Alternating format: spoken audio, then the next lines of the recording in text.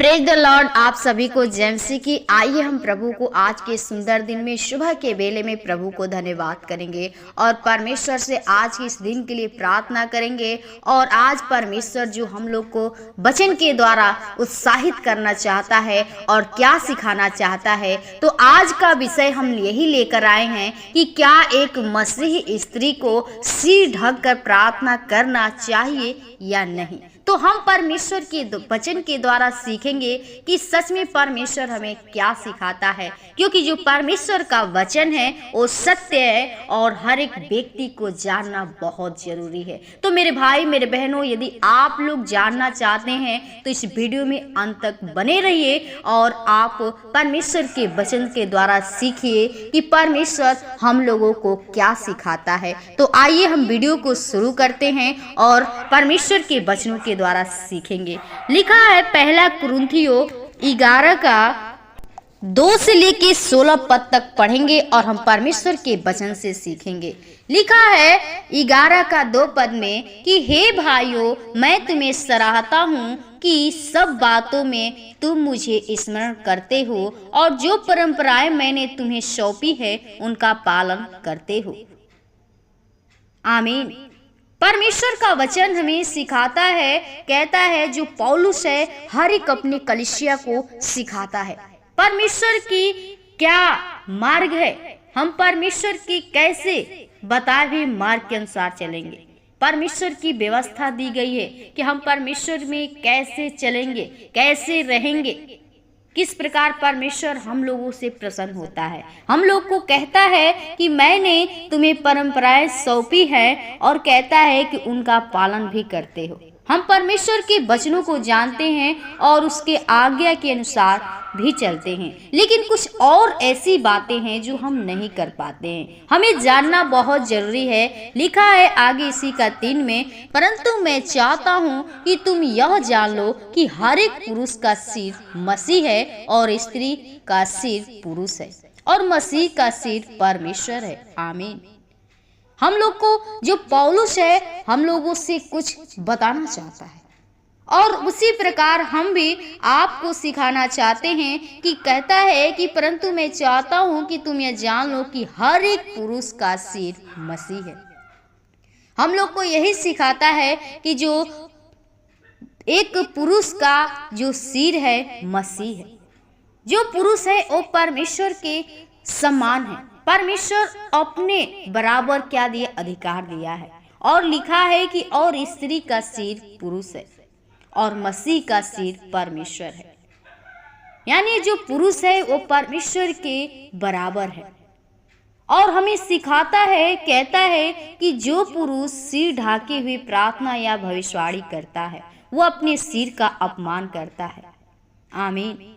आज बहुत से जो लोग हैं परमेश्वर के दास भी हैं, दासियां भी हैं, बहुत से लोग प्रचार करते हैं, परमेश्वर के वचनों को सिखाते हैं और अपने सिर पे उनके जो बाल हैं सिर पे वो ओढ़नी नहीं रखते हैं। लेकिन हमें परमेश्वर का वचन सिखाता है कि जो पुरुष सिर ढाके हुए प्रार्थना या भविष्यवाणी करता है वो अपने सिर का अपमान करता है।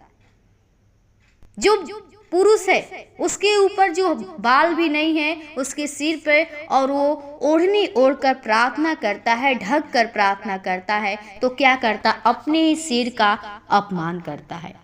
और आगे भी लिखा है कि परंतु जो स्त्री उघाड़ी सिर प्रार्थना या भविष्यवाणी करती वो अपने सिर का अपमान करती है।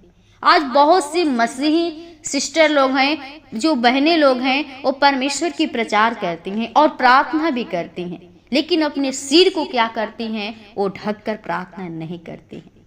लेकिन मेरे भाई मेरे बहनों, यदि आप इसी प्रकार करते हैं, अपने सिर को ढक कर प्रार्थना नहीं करते हैं, तो ये गलत बात है। यदि आपके सिर पे बाल है, बाल रखे हैं, तो आप अपने सिर को ढक कर प्रार्थना करिए, परमेश्वर की भविष्यवाणी करिए, क्योंकि परमेश्वर का वचन हमें सिखाता है और परमेश्वर का जो वचन है सत्य है। और हम क्या करते हैं, अपने ही सिर का अपमान करते हैं। हम अपने परमेश्वर के सम्मुख यदि अपने सिर को नहीं ढकते हैं तो अपना ही अपमान करते हैं। परमेश्वर के दृष्टि में क्या है, अपमान है। और परमेश्वर की आज्ञा के अनुसार हम नहीं चलते हैं, क्योंकि लिखा है क्योंकि वह मुंडी होने के बराबर है। वो मुंडी होने के बराबर है। यदि आप सिर नहीं ढकते हैं तो, नहीं प्रार्थना करते हैं सिर ढक कर, तो भविष्यवाणी नहीं करते हैं तो मुंडी होने के बराबर है। यदि आपको सिर नहीं ढकना है तो अपने बाल को क्या करिए, गंजा हो जाइए, मुंडी हो जाइए, अपने बाल को छोटा करा लीजिए। और यदि कहता है कि यदि स्त्री ओढ़नी न ओढ़े तो बाल भी कटा ले, आगे लिखा है। और यदि स्त्री के लिए बाल कटाना या मुंडन कराना लज्जा की बात है तो ओढ़नी ओढ़े। हमें साफ साफ परमेश्वर का वचन सिखाता है। यदि ओढ़ना है, यदि ओढ़नी नहीं ओढ़ना है तो बाल कटा ले, और ओढ़ना है तो परमेश्वर के वचनों के अनुसार चलिए, ओढ़िए, परमेश्वर के वचनों को सुनिए और उठकर परमेश्वर की क्या करिए, महिमा करिए, उससे प्रार्थना करिए। और आपको ये बातें अच्छी नहीं लगती हैं तो आप जरूर परमेश्वर के वचन के अनुसार ओढ़नी ओढ़कर प्रभु से प्रार्थना करिए, उसके वचन को, सुसमाचार को बताइए। और लिखा है कि हाँ, पुरुष को, लिखा है आगे कि और पुरुष स्त्री के लिए नहीं सिरजा गया, परंतु स्त्री पुरुष के लिए सिरजी गई है। क्योंकि पुरुष स्त्री से नहीं हुआ, परंतु स्त्री पुरुष से हुई है। जब परमेश्वर ने सृष्टि किया तो पहले पुरुष को बनाया और नर से नारी को बनाया। इसलिए पुरुष से स्त्री है, नर से नारी है, तो इसलिए स्त्री को परमेश्वर के अधीन रहना है। और लिखा है कि तुम आप ही विचार करो, क्या स्त्री को उघाड़े सिर परमेश्वर से प्रार्थना करना शोभा देता है? हमें परमेश्वर का वचन पौलुस अपने भाई बहनों को सिखाता है और हम लोगों को भी सिखाता है। कहता है कि विचार करो, क्या स्त्री को उघाड़े सिर परमेश्वर से प्रार्थना करना शोभा देता है? नहीं प्रियो, ये अच्छी बातें नहीं है। सिर उघाड़े हम परमेश्वर क्या करते हैं, अपमान करते हैं, शोभा नहीं देता है। क्या स्वाभाविक रीति से भी तुम नहीं जानते कि यदि पुरुष लंबे बाल रखे तो उसके लिए अपमान है? यदि पुरुष का जो लंबा बाल है वो सिर ढक कर प्रार्थना करता है तो उसका कोई अपमान नहीं है। लेकिन लिखा है कि परंतु यदि स्त्री लंबे बाल रखे तो उसके लिए शोभा है। स्त्रियों के लिए क्या करना है कि लंबा जो बाल होता है और रखना भी उचित है। और क्या होता है, बाल जो है एक शोभा है, क्योंकि बाल उस ओढ़नी के लिए दिए गए हैं। परमेश्वर ने जो बाल दिया है ओढ़ने के लिए दिया है। ओढ़कर हमें क्या करना है, प्रार्थना करना है। और लिखा है कि परंतु यदि कोई विवाद करना चाहे तो यह जान ले कि न हमारी और न परमेश्वर की कलीसियाओं को ऐसी रीति है। यदि आप परमेश्वर के आज्ञा के अनुसार नहीं चलते हैं, परमेश्वर के वचन को नहीं मानते हैं, तो ये परमेश्वर का जो रीति है परमेश्वर से हटकर है। आप परमेश्वर के आज्ञा का उल्लंघन कर रहे हैं। तो मेरे भाई, मेरे बहनों, आप परमेश्वर के वचनों को अपने हृदय में रखिए, क्योंकि जो यीशु मसीह था उसका भी क्या था, बड़ा बड़ा बाल था। लेकिन क्या करता, जब भी वो परमेश्वर से प्रार्थना करता था, पिता से बातें करता था, तो अपने सिर पे क्या करता था, ओढ़नी ओढ़कर स्वर्ग की ओर प्रार्थना करता था। तो हमें भी परमेश्वर के वचन को अपने हृदय में रखते हुए उससे प्रार्थना करना है और उसके वचन के अनुसार चलना है। तो परमेश्वर आपको आशीष देंगे, आपको परमेश्वर बढ़ाएंगे। तो बहुत सी बातें हैं जो हम नहीं जानते हैं, लेकिन हमें हर एक बात जानना बहुत जरूरी है। प्रभु आपको इस वचन के द्वारा आशीष दे। और आइए हम प्रभु से प्रार्थना करेंगे आज के इस दिन के लिए जो परमेश्वर ने हम लोग को दिया है और बचा के रखा। तो आइए हम प्रभु के चरणों में चले और प्रभु से प्रार्थना करें। धन्यवाद, धन्यवाद, धन्यवाद उस सारी सृष्टि के उद्धारकर्ता, जीवित, अनुग्रहकारी, दयालु पिता। प्रभु बड़ी निम्रता और दीनता के साथ तेरे महान चरणों में आते प्रभु, जो तूने फिर से खुदा आज के सुंदर दिन में, सुबह के बेले में खुदा अपने आप से बातचीत करने का अवसर दिया।